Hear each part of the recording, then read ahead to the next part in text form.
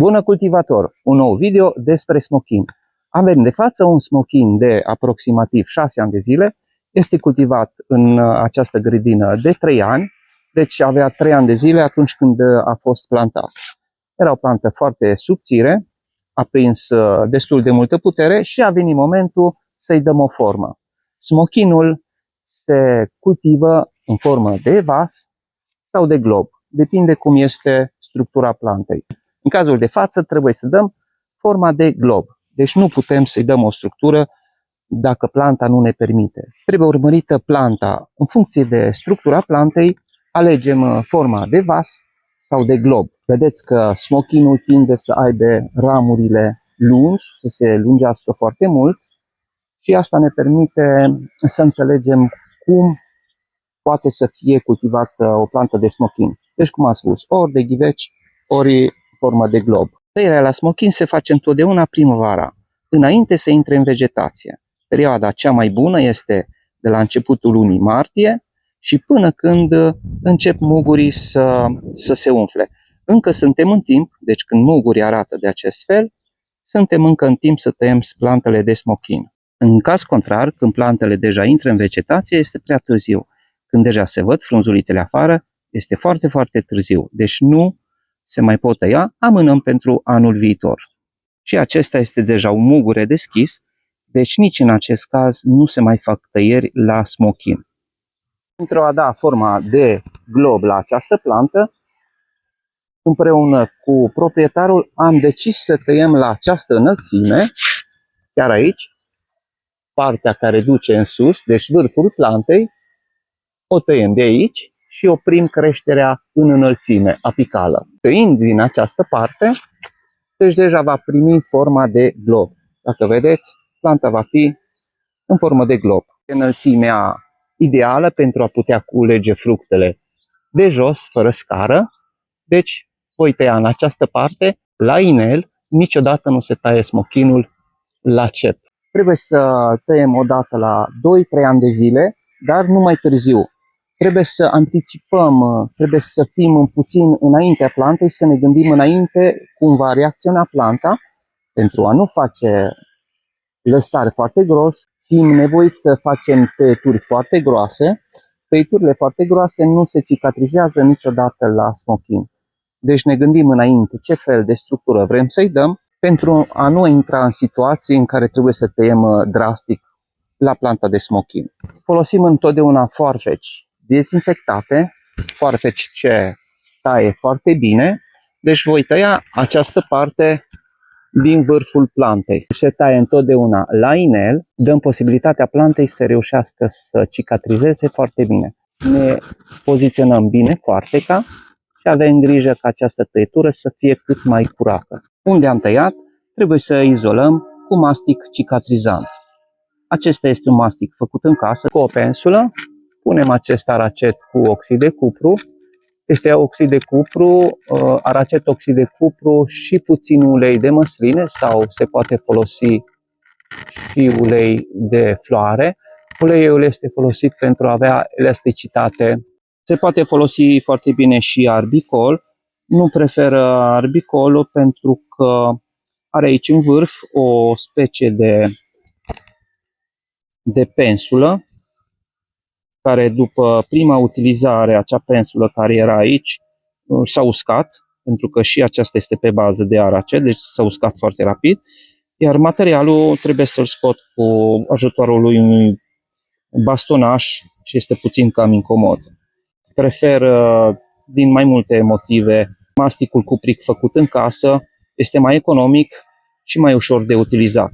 Toate aceste ramuri care au rămas, acestea sunt destul de lungi, cu greutatea fructului și a frunzelor se vor apleca și vor da forma globului. Deci, cum am spus, această plantă nu este adaptată pentru a o cultiva pe formă de vas. Deci dacă ar fi să tai aici, aș distruge toată planta. Trebuie să urmărim cum este planta dispusă pentru glob sau pentru vas. Fac o inspecție generală a plantei pentru a vedea care sunt ramurile de tăiat. Nu este mult de tăiat la această plantă, dar totuși am aici un lăstar care este uscat în această parte și este într-o poziție neplăcută. Nu se va dezvolta foarte mult aici pentru că va avea umbră, va fi în umbră.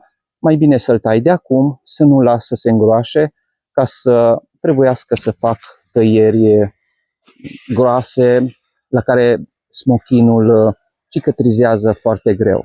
Vedeți, am tăiat la inel, totdeauna smochinul se taie la inel, nu se lasă cioturi, pentru că acele cioturi se usucă și duc uscăciunea în interiorul plantei și poate să-i facă rău. Toate cicatricile mai mari de 1 cm se izolează cu mastic cupric.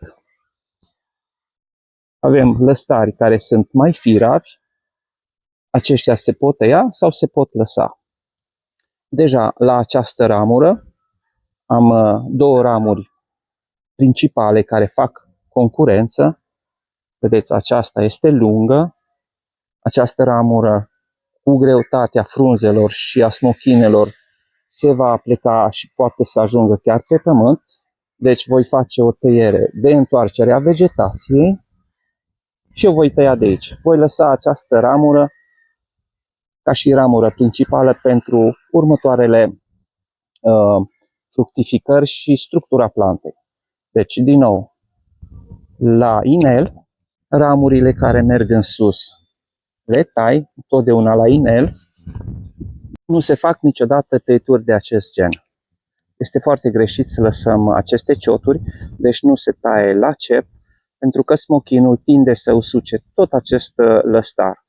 Deci totdeauna tăiem la inel, altfel tăind la cep sau lăsând lăstarii mai lungi, pot să genereze lăstari micuți, firavi, sau poate să se usuce toată această bucată care se ducă în interiorul plantei.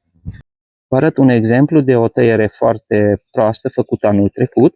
A fost scurtat lăstarul, toată această bucată s-a uscat. Acest soi de smochin este un soi bifer. Ce înseamnă bifer? Adică face 2 fructificări pe parcursul anului. Mugurele acesta este un mugure mixt, va face o alungire a lăstarului și pe toată acea porțiune va face fructe. Iar aici, acești muguri care se văd mai umflați, sunt mugurii care vor face flori și fructe toamna târziu. Deci, dacă aveți fructe pe smochin până toamna târziu, înseamnă că este un soi bifer. Se văd mugurii, acești 3 muguri care sunt mai umflați, sunt muguri de floare. Acesta este mixt, iar mugurii de len sunt aceștia puțin mai subțiri, care sunt imediat acolo unde a fost frunza, deci la subțioara frunzei. Se pot observa că sunt mult mai firavi decât cei care sunt de floare, de fructificare. Și pe acest lăstar viguros avem mugurile mixt și foarte mulți muguri de florescență, cei care vor da fructe toamna târziu. Ce vedem aici este cicatricea unde a fost frunza, iar aici mai sus este din nou un mugure de lemn care posibil acest an să dea un alt lăstar.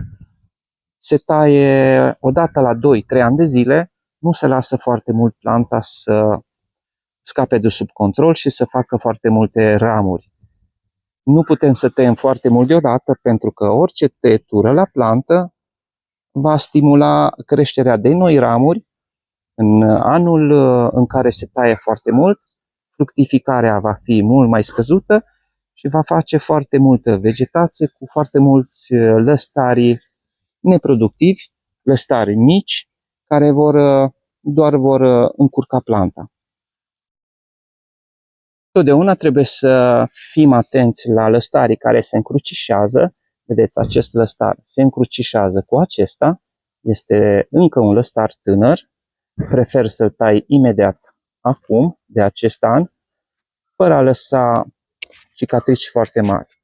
Dacă lasă să crească încă 1 an, 2 ani de zile, se va îngroșa foarte mult, iar tăitura va fi mult mai groasă și smochinul nu va reuși să cicatrizeze atât de bine. Aici am un lăstar care este afectat.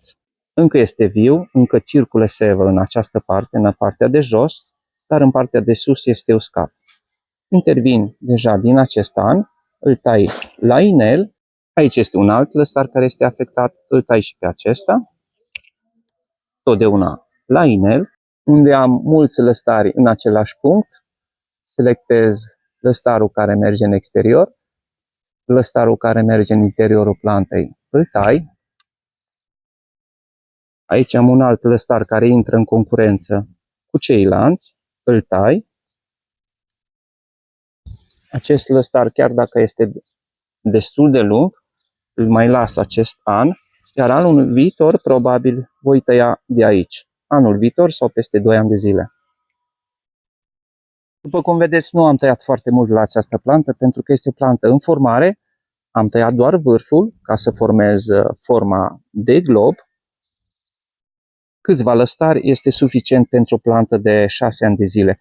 Trebuie efectiv să selecționăm planta, să urmărim planta ceea ce vrea să facă pe viitor. Să nu scape de sub control, deci facem aceste tăieturi o dată la 2-3 ani de zile. Cei care acoperiți plantele pe timpul iernii, când sunt nopțile geroase, aveți grijă că atunci când iese soarele să descoperiți planta dacă este acoperită cu acel agril. Pentru că în interiorul agrilului pot să se formeze temperaturi foarte ridicate și plantele pot să sufere mai mult decât dacă ar suferi de frig. Cei care vreți să plantați plante de smochin în grădină, acum este momentul, este primăvară, planta va trece toată această perioadă vegetativă în grădină, va face rădăcini și va fi pregătită pentru a trece iarna cu succes. Nu se decapitează niciodată vârful lăstarilor, pentru că veți pierde producția. Vă amintiți? Mugure mixt, care va face lăstar și fructe. Și mugurii de floare, care sunt imediat sub mugurile mixt, deci o mare parte din producție se va pierde. Acestea au fost tăierile la un smochin de 6-7 ani de zile. Până la următorul video vă spun la revedere!